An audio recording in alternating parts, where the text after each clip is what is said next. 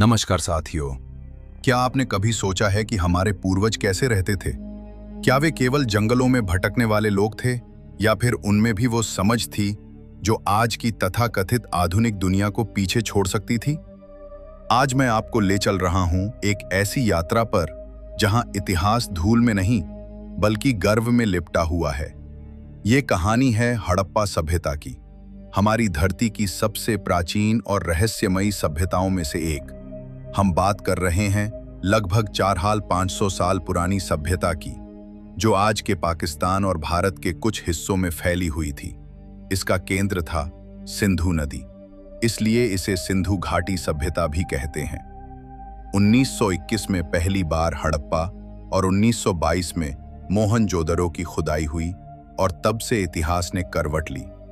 अचानक हम जान गए कि भारत की मिट्टी में एक ऐसी संस्कृति थी जो उस समय के मिस्र और मेसोपोटामिया जैसी सभ्यताओं के समकक्ष थी और कई मामलों में उनसे भी आगे।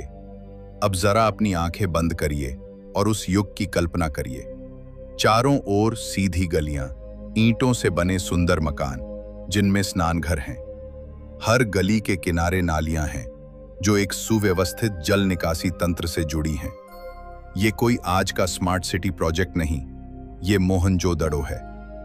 अब आइए धोलावीरा चलते हैं, गुजरात में स्थित एक और अद्भुत नगर।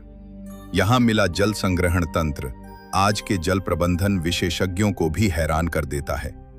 इतनी सूझबूझ 4500 साल पहले।